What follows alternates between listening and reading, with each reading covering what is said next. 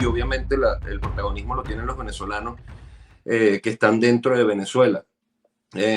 Pienso que es el momento justo para que los líderes políticos que todavía quedan por ahí den ciertas herramientas, porque sería bueno también trabajar junto a los que en este momento son considerados líderes políticos. Pero pienso que como ciudadanos no debemos depender de ninguna figura, al contrario, debemos nosotros empezar a organizarnos. Eh, Creo que vienen momentos de cambio y si no lo sabemos reconocer, entonces nos van a tomar otra vez como nos consiguió el socialismo cuando llegó a Venezuela con los pantalones abajo. Entonces es lo que hay que evitar. Eso es lo que hay que evitar. Yo definitivamente pienso y estoy muy de acuerdo con Juan que tenemos que prepararnos. No quiero que digan, oh my God, esta sabe algo. No, vienen momentos duros y momentos duros porque estamos en un complejo ambiente de geopolítica que tal vez no habíamos visto sino en los últimos probablemente 70 años o más allá de, yo creo que más allá.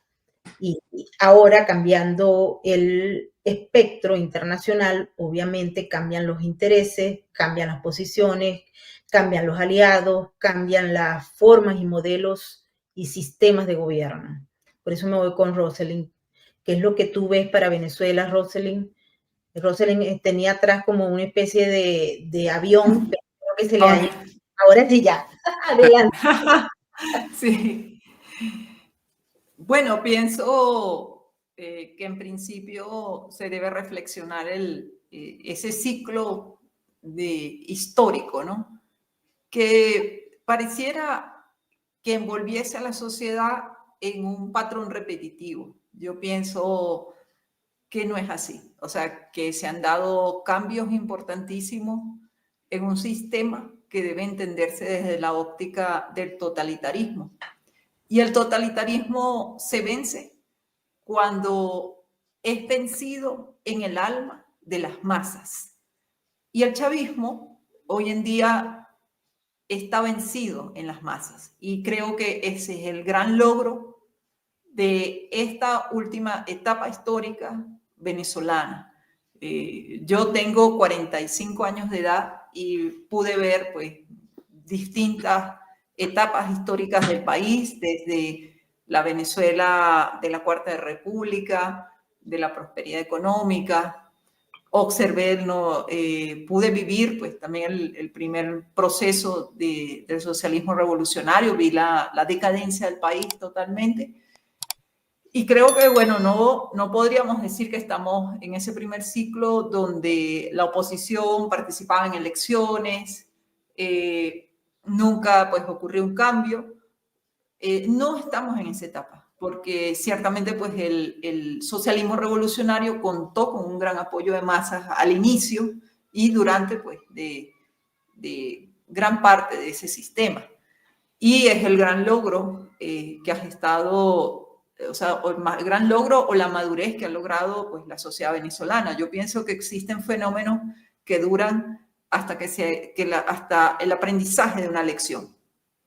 Y eso debe llevarnos a reflexionar a cambios trascendentales en el liderazgo de la oposición venezolana. O sea, vemos actores que vienen o formaron parte de las anomias de un pasado que fue justamente pues, el que determinó el ingreso, el ascenso de Hugo Chávez al poder. Los observamos como aliados del sistema y que perduran. Han perdurado pues, hasta el día de hoy. Entonces, pensar en una salida electoral en un país donde el Consejo Nacional Electoral es manejado por el régimen, pues es algo que es absurdo. Sin embargo, me pareció que el último ejercicio electoral fue un interesante esfuerzo de demostración que ese fenómeno totalitario ha vencido en el alma del venezolano de las masas, que se hipnotizaba en las calles de Venezuela con el discurso de Hugo Chávez. O sea, ha muerto el chavismo como fenómeno totalitario. ¿Qué tenemos hoy en día? Un sistema sultanístico que se apoya en la Fuerza Armada. O sea, literalmente, pues, el cambio depende de la fractura de esa institución que sostiene a Venezuela bajo un sistema tiránico, que ha perdido pues total legitimidad, incluso una legitimidad con la que contó cuando fue una oclocracia. Pienso que no se debe ver con total frustración lo que ha sucedido con este último proceso electoral. Me parece que fue un ejercicio interesantísimo. Creo que no hay dudas en relación a la ausencia de la legitimidad del sistema. Ahora, como todos hemos sabido desde el inicio del mismo, es un sistema que no va a salir a través de un sistema electoral, un proceso electoral que ellos mismos contabilizan, donde ellos llevan a cabo la contabilización de los votos. Y donde además, pues si se demuestra que ellos no cuentan con esos votos, igual no dan paso a la transición. Creo que hay que buscar ejemplos históricos como el de la Revolución Liberal de Terciopelo, de Checoslovaquia en 1979, analizar ese tipo de procesos históricos que dieron fin a la Unión Soviética, pero ciertamente pues es un proceso que gesta la sociedad civil, también de la mano pues de líderes que nacen dentro de esos propios movimientos totalitarios. O sea, no pudo existir una revolución de terciopelo sin un Gorbachov. Y eso es importante entenderlo. Pero que ciertamente pues ya se debe romper el ciclo. Y romper el ciclo para superar ese karma que ha sometido a la sociedad venezolana durante tantos años, se debe romper con el liderazgo de oposición que es aliada del propio sistema. O sea, romper con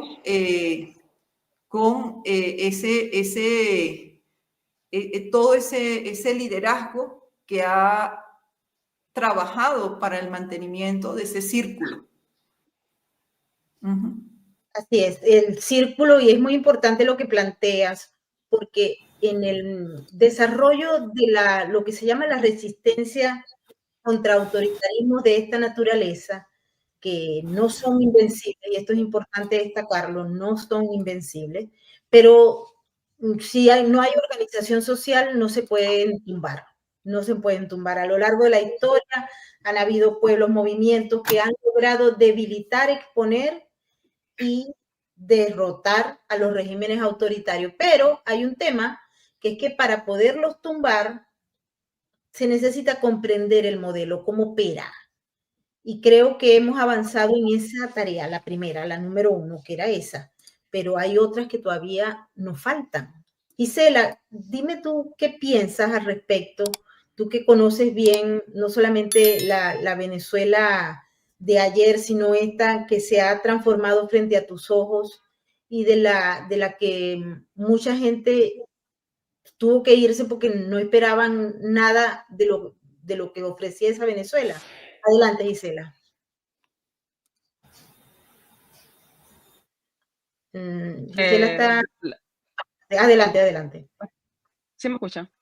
Sí. Ok. Sí, pienso que yo como que soy la diáspora más reciente de los que estamos aquí, digámoslo de alguna manera. Y bueno, mira, faltan todavía muchas cosas, porque yo pienso que el trabajo, como muchas veces lo he hablado contigo, no solamente viene desde lo que nosotros vemos, sino que también viene un trabajo muy interno y comienza desde la mente, cómo esta gente trabaja la psiquis, que es un tema que siempre hablamos y es algo que la gente todavía no termina de entender, que cada paso que dan es para meterse en la psiquis de cada quien. ¿Qué falta? Nos hemos unido, que nos faltaba, y esta vez pudimos ver que nos hemos unido todos, pero todavía siento, y esto lo digo quizás como ciudadana más que cualquier otro rol, todavía falta credibilidad, porque cada vez que entonces tú ves que ciertos actores políticos aparecen y significan un retroceso en el avance que han hecho otros o que están haciendo otros, entonces viene otra vez el descontento ciudadano. Pienso que quizás haya que hablar con más transparencia, hay que ir como con un paso más ligero hacia con y por los ciudadanos. Hablo desde los actores políticos para con nosotros, porque Esto es lo que yo personalmente puedo sentir como ciudadana y puedo ver.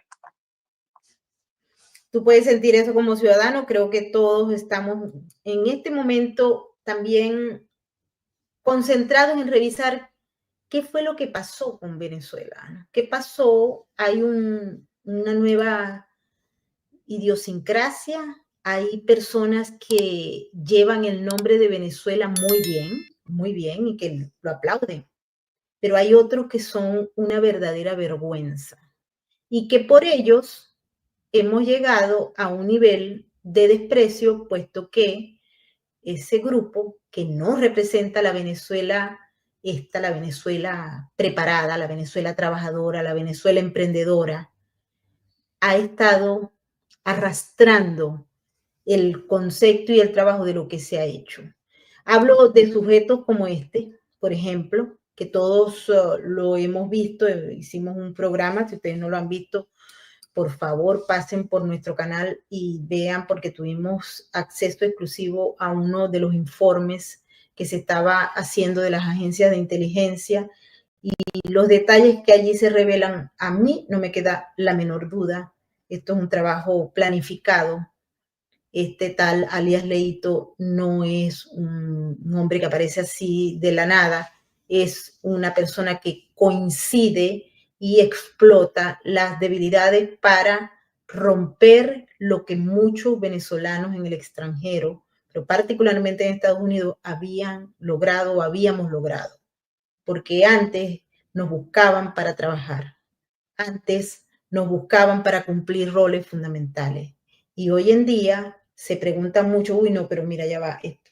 Pero es debido a la actuación de este y de muchos otros. No fue este el único, solo que este lo hacía con 500,000 seguidores en las redes sociales, entonces lo hacía viral.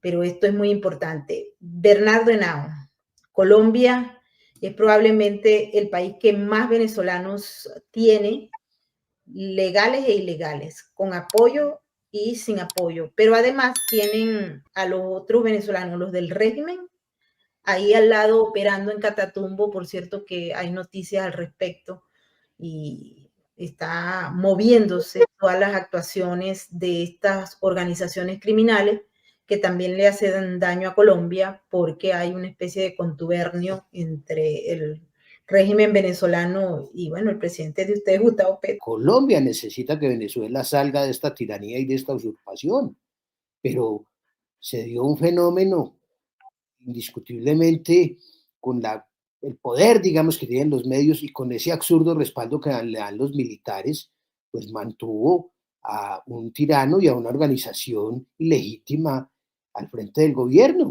Y eso uno se queda inmensamente sorprendido. Yo creo en la pregunta que estaba haciendo, ¿qué hacer? Yo creo que hay que profundizar mucho a Toro y a todos los desarrollos de la desobediencia civil. A mí sí no me cabe la menor duda que si no implementan mecanismos de ese tipo y que muy probablemente al final puedan tener un costo muy complejo, pues no se va a salir de allí a base de elecciones, como ya lo estaban explicando, de que no va a ser posible. O sea, las elecciones ya se comprobó que no serían el mecanismo para regresar a la democracia.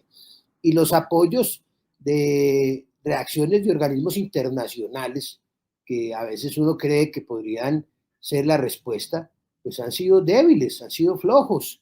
Y las respuestas mismas de los países europeos y de los países acá del continente, pues también dan mucho que desear. Entonces la solución solo puede estar en ustedes y va a estar en la desobediencia. La tienen que implementar, la tienen que desarrollar, y ahí uno tiene que poner a prueba hasta dónde los propios militares se van a levantar contra su propia gente. Yo no sé a dónde los pueda llevar, pero tienen que asumir esa consecuencia. Nosotros aquí pues estamos en una situación muy grave. Yo creo que nosotros vamos a quedar o como Venezuela o peor que Venezuela. La situación que Colombia tiene en este momento es de una inmensa gravedad, una inseguridad galopante, o sea, como no se la imagina. Un compromiso del territorio nuestro inmensamente sometido por todas las fuerzas, digamos, subversivas y narcoterroristas, porque el elemento común que mueve todo esto es el narcotráfico. Y el narcotráfico en este desorden se siente feliz y obviamente lo alimenta a Venezuela permitiendo la presencia de más de un grupo de estos subversivos allí en su territorio y jugando una combinación muy extraña que se ha reflejado en el Catatumbo y eventualmente en el trabajo que puedan estar haciendo muy oscuramente y debajo de la mesa Maduro y Petro para hacerse cada vez más con el territorio colombiano. Entonces, la situación nuestra es bien grave, nuestra territorialidad está seriamente amenazada en el Catatumbo, pero también hay unos desórdenes inmensos en otros lugares del país que ya empiezan a notarse con una gravedad inmensa. Hoy, en cuanto a que la situación del Catatumbo se quisiera corregir, tenemos que revisar que acá se dictó una medida de conmoción interior que tiene un plazo no prorrogable en principio, sí prorrogable, pero no se ha dado actuación alguna que deja saber que el presidente no actúa. Y aquí se desmanteló la fuerza militar, y si no se fortalece la fuerza militar, nuestro territorio y la ciudadanía van a seguir en riesgo. Entonces, frente a lo de recuperar Venezuela, creo que a estudiar la desobediencia civil. Eso parece que es la única salida. Que tengo en mis manos un manual de resistencia contra el autoritarismo que engloba los elementos claves que han sido exitosos a lo largo de la historia. Y uno de los puntos principales que creo que nosotros hemos avanzado, lo repito, es comprender el modelo, las características de ese modelo.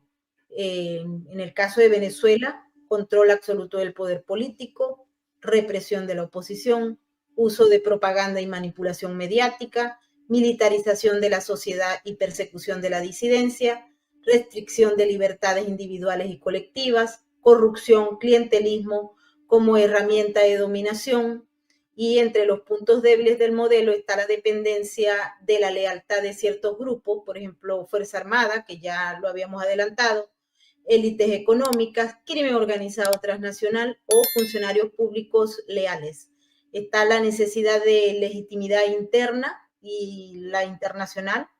El uso excesivo de la fuerza genera rechazo y erosiona el apoyo, y la dependencia de recursos financieros que están bloqueados, en el caso de Venezuela, boicoteados, o los que vienen a través de la economía ilegal.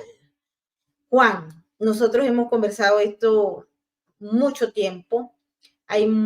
La verdad, cuando se plantea en términos crudos, la gente prefiere no oírla. Es decir, la gente prefiere oír mentiras, y eso es proveniente de lo que es la psiquis colectiva. La gente prefiere huirle a la verdad porque muchas veces la verdad es cruel, y cuando se le dice a la gente o se deprime o llora o etcétera, y no le gusta que le digan la verdad, sino que prefiere comprar humo o comprar mentiras, y así eludir la realidad y vivir en una burbuja. Eso nos ha pasado a nosotros, y la sociedad ha preferido vivir en una burbuja y nos ha llevado a esto. El problema no desapareció, el problema está ahí, está más grande, porque nos metimos en una burbuja. Bueno, en mi caso no, yo tengo años diciendo lo que pasa y describiendo la naturaleza criminal del régimen, que al principio nadie, ni siquiera nosotros que la estábamos investigando, la entendíamos bien, pero ahora queda clara. Adelante, Juan.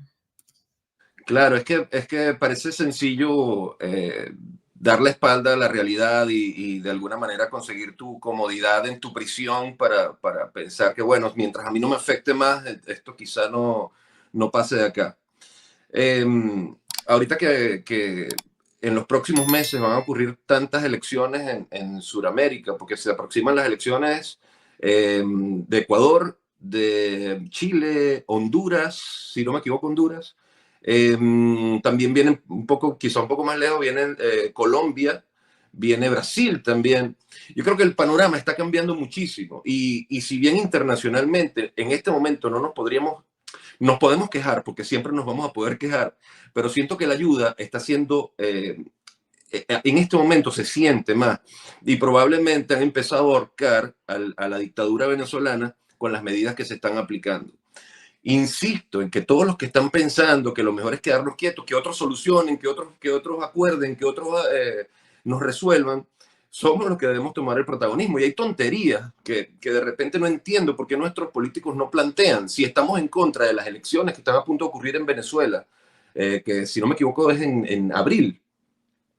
Son en abril, si no me equivoco. No, Creo en que- mayo, ahora son en mayo porque eran en abril y las cambiaron porque en mayo, en abril, Correcto. unas consultas estas de comunas. Bueno, es un momento perfecto para que los venezolanos comencemos a ser rebeldes. Hemos pasado por tantos años haciendo lo mismo, esperando que nos digan, esperando que nos conduzcan, esperando que nos lleven, esperando que no suceda nada. Y tenemos que empezar nosotros a producir las cosas, por ejemplo, o a generarlas. Vienen las elecciones, hay que votar. Yo creo que todos los venezolanos deberían salir a votar, por ejemplo. Deberían salir a votar toda la basura que tengan en su casa y trancar todas las calles el día antes de las elecciones, volverlos locos, jugar un poco con ellos. Ellos nos han destruido todos estos años, pues vamos a nosotros también a entrar en el juego. Es momento de ser rebelde. Si está el apoyo internacional, si no se siente completamente hasta el momento, pero sí existe y sí está ocurriendo y sí se está dando, bueno, ¿qué estamos esperando nosotros? Que esto caiga mágicamente, que alguien venga a ayudarnos, que alguien nos solucione.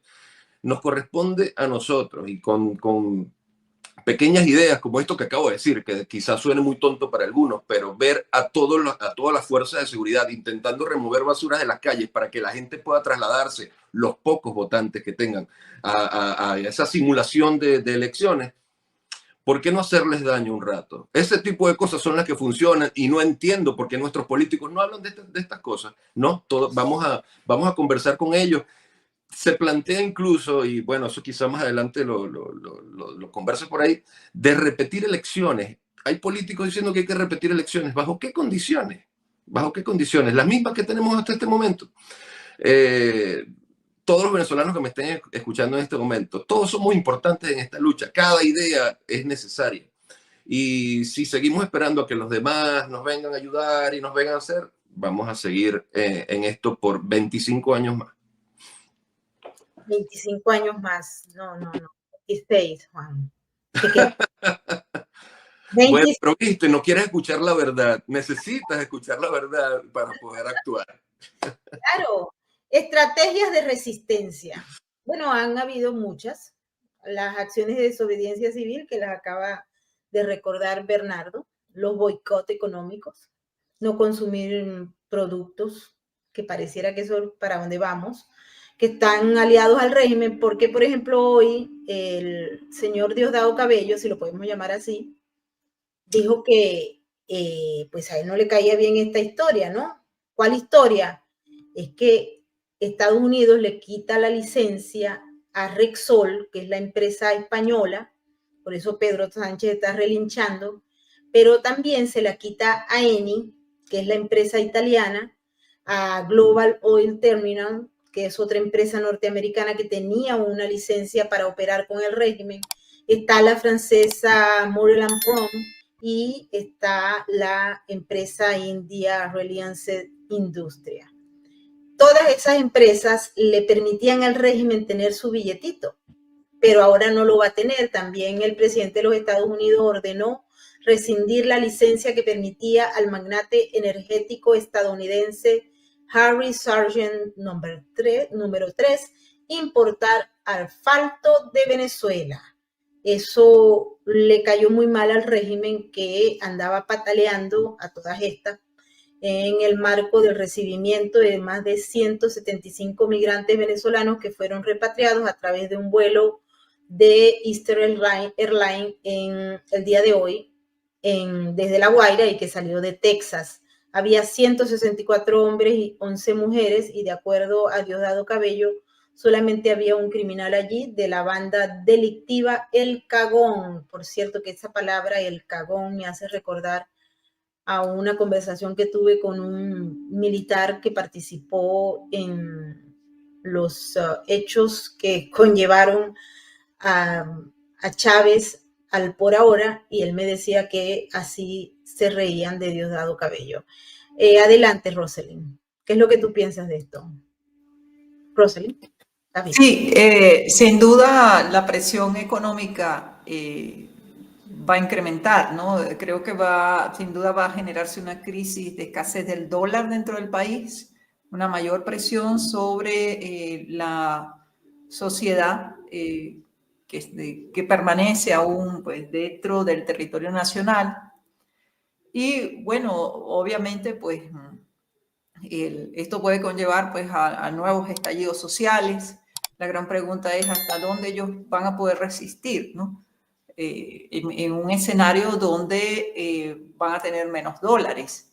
También existen peculiaridades, ¿no?, en relación a cada una de estas transnacionales. Cuando nosotros hablamos, por ejemplo, de Chevron, debemos tener en cuenta que el dinero que realmente pierde el Estado venezolano es el dinero que le ingresaba por los impuestos procedentes de esa explotación, porque PDVSA tenía una deuda muy grande con Chevron. Y gran parte del dinero procedente de esa explotación petrolera estaba, bueno, casi todo, ¿no? Estaba destinado en un 50% al pago de la deuda y el otro 50% pues le pertenecía a la transnacional. Con lo que el ingreso, que no es además poco, que pierde el Estado venezolano es el ingreso por impuestos. El impuesto que era cobrado en base a lo generado por esa explotación petrolera.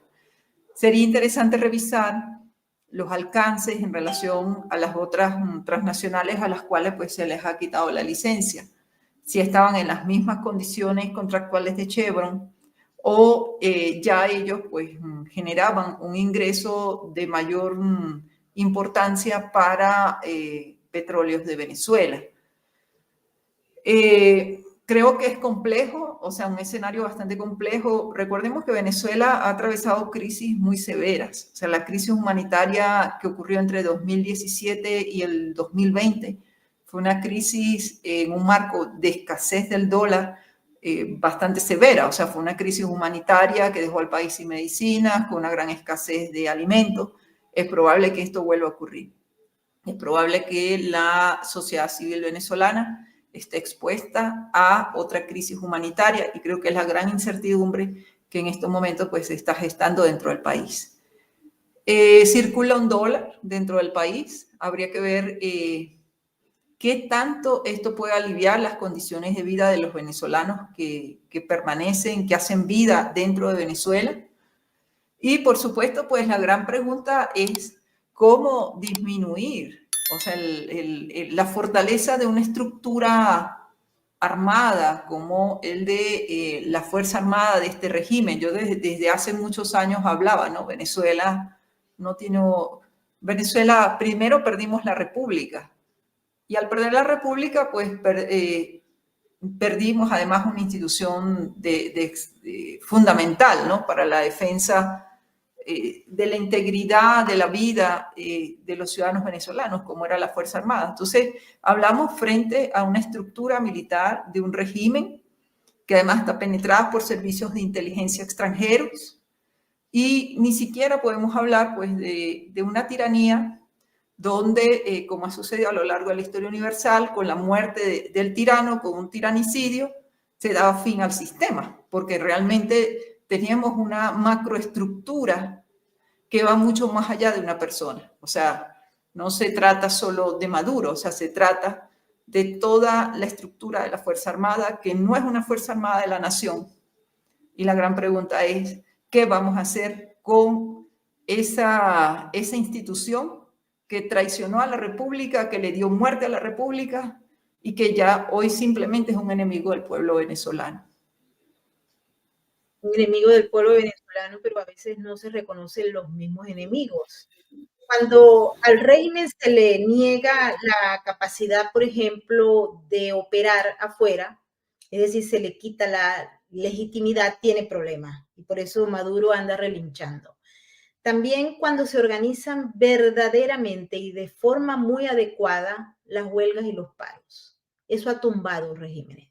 Pero en el caso nuestro, hubo una oportunidad extraordinaria que vinieron un grupo de políticos ineptos y la rompieron, como fue el 11 de abril del 2002. Nosotros estábamos ahí, nosotros caminamos, nosotros estuvimos, se paró PDVSA y Chávez salió. Pero después se puso la torta y volvió. Protestas creativas, desde performance hasta el uso de redes sociales para arremeter y desafiar la narrativa del régimen. Creo que eso se ha avanzado, pero como ellos tienen un aparato muy grande de propaganda, y tienen gente y dinero para pagar máquinas, bots, granjas de soldados digitales, pues ahí hay que dar la pelea también. Está la defensa de la información y la comunicación, la creación de medios alternativos de información sin que estos se vendan, porque el tema está en que cuando se crean esos medios alternativos, inmediatamente la mano de la corrupción llega, toca la puerta y hay muchos que le abren la puerta a ese tipo de acciones que busca no solamente hacer coerción, sino acabar con esa parte de la resistencia. Hay que saber entender las redes sociales y actuar con mecanismos, hay canales cifrados, filtración, por ejemplo, de información clave sobre corrupción y represión. Ese trabajo lo estamos haciendo nosotros. Y todos los que nos dedicamos a este asunto de andar exponiendo el crimen organizado transnacional. Pero la gente que trabaja en resistencia siempre se pone de acuerdo, vamos a hacer esto, vamos a mandar aquello, de tal forma que se actúe de manera coherente. Y una de las cosas que se ha hecho en Venezuela, pero lo que sucede es que también ha tenido problemas a la hora de verificación en algunos de los casos, es la exposición de violación a los derechos humanos ante los organismos internacionales, que ya sabemos que no sirven para nada, pero el hecho de exponerlos ya habla mucho de lo que puede ocurrir. Gisela, adelante. Gisela, ¿estás viva? Sí, aquí estoy. Estaba pasando un camión de bomberos. Oh. Adelante. Repíteme la última parte del camión de bomberos, honestamente. Ok, estábamos hablando de las estrategias para luchar contra el régimen que sean en el marco de la resistencia. Hablábamos de los medios alternativos, de las redes sociales y cómo coordinar estas acciones, pero de una manera sentida. Es decir, cuando la gente en los países van a la resistencia, es realmente entender la resistencia. Ya no se puede hablar de oposición, ya los politiquitos no a pedir votos y no se los van a dar, porque es que ya se sabe que a través de unas elecciones, por ejemplo, no se sale de un régimen. Y lo hemos visto en los últimos 26 años, si le queda alguna duda a alguien. Adelante. Claro. Bueno, yo pienso que muchos debemos seguir con nuestro trabajo de embajadores, ¿no? De llevar el mensaje como venezolanos y el mensaje de bien, aprovecho para decirlo.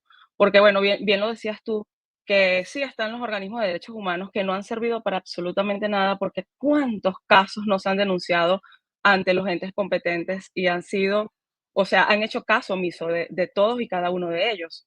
Y todo es una consecuencia, ¿no? Todo es, la consecuencia de te conlleva a, porque bien lo decías hace unos minutos, tenemos gente como, o teníamos gente como al fulano Leito, infiltrado aquí, que eso es parte de la técnica de guerra de Maduro hacia los Estados Unidos, y eso lo que vino fue a enlodarnos a los que estamos haciendo las cosas de manera correcta. Entonces yo pienso que el trabajo es seguir siendo embajadores de lo que está bien como venezolanos. Limpiar quizás un poco ese lodo que nos llegó porque, porque, a ver, cuando la gente me pregunta a mí por Venezuela, yo le digo que la crisis es tan profunda de explicar. Los que estamos aquí podemos entenderlo un poco más, ¿no? Pero es que el hecho de que vengan actores de este tipo a ensuciarnos a nosotros aquí es parte de la misma guerra de allá que no les importa y entonces todo esto estalla en lo que está sucediendo ahora mismo, que muchísimos venezolanos tienen miedo a ser deportados sin haber cometido crimen y qué es lo que pudiera suceder con los venezolanos que pudieran ser deportados a Venezuela, llegar un helicoide directo, por ejemplo. No estoy hablando de los criminales, estoy hablando de gente que ha sido defensora de derechos humanos, que ha sido embajador y que han sido voces, vivas voces, no solo en Estados Unidos, sino alrededor del mundo. Entonces yo pienso que el mensaje es precisamente eso, seguir exponiendo cada caso, seguir desenmascarando al régimen, seguir bueno, con ese verbo que apunta a todo lo que ellos son, que no es un gobierno normal, que todavía a mucha gente le cuesta entender eso. Y hace pocos días atajo esa anécdota, estuve conversando con un grupo de amistades y una persona vino directamente a decirme que bueno, prácticamente que yo también era criminal, ¿no? Entonces le digo, mira, es lamentable escuchar esto, pero no soy esa persona, y le di toda la explicación como, bueno, a veces no la quieres dar, pero tienes que. Y lo voy a seguir haciendo, como tengo tantos años haciéndolo, lo seguiré haciendo en nombre de todos los que estamos haciendo las cosas bien fuera de Venezuela. Por eso les quiero decir el día de hoy que no dejen que el régimen triunfe en su cerebro. Rechacen la propaganda que ven, no vean ni siquiera TV ni nada de esas cosas, porque esa es la máquina que quieren meterle en su cerebro para arrastrar cualquier elemento de esperanza y de sueño de cambio. Y la resistencia empieza en el cerebro de la gente. La resistencia empieza cuando ustedes dicen no, cuando no es no, independientemente del ruido de los estómagos. Porque cuando los pueblos andan buscando libertad, ni el ruido de los estómagos por el hambre los para, ni los cortes de electricidad. Vamos a conseguir la libertad. No se achicopalen. No dejen que el régimen entre dentro de ustedes. Su cerebro está privado. Ustedes son los dueños, nadie más. No permitan que les roben el pensamiento crítico ni el sentido común, ni la esperanza, ni las ganas de luchar. Nosotros estamos con ustedes y esta la vamos a ganar. Eso sí, lo que viene va a merecer trabajo, un trabajo enorme, y lo vamos a hacer. Y lo vamos a hacer porque nosotros lo merecemos, porque hemos luchado para ello. Y ahora amamos más la libertad que antes, porque antes no la supimos valorar. Eri, nos vemos mañana en el vivo con todo ese poco de noticias que están pendientes. Y muchas gracias por estar con nosotros el día de hoy. Es un placer siempre los domingos. De lunes a viernes es trabajo, en domingos es un placer. El domingo es un placer. ¿Y qué tal si nos vamos, Eri, con una canción de Juan, ya que no pudo cantar porque no tenía el piano, la cosa, ¿qué te parece? Si nos vamos con una canción de Juan. ¿Qué le parece a ustedes? A ver. Quiero que, si les parece, nos vamos con una canción de Juan. Bueno, adelante con una canción de Juan. Vamos. Feliz noche. Muchas gracias a ustedes por estar con nosotros, ¿ok? Y ahí nos vamos a buscar una canción de Juan bien chévere aquí. A mí me gusta mucho. A ver, ¿cuál vamos a poner? Que aquí hay unas canciones bellísimas. Pero vamos a poner esta.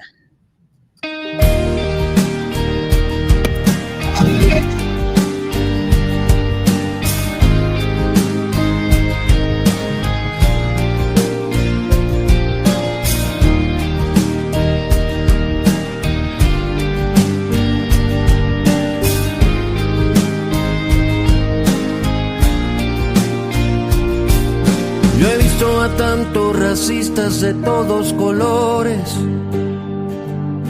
He visto gente que era honesta robarse millones. Yo vi a un presidente mandando a matar a su pueblo y el grupo que lo acompañaba a mostrarse de acuerdo. Yo vi a los idiotas hablando en lenguaje inclusivo. Yo vi a feministas pidiendo matar a sus hijos. Y vi a los corruptos hacer fiesta en los ministerios.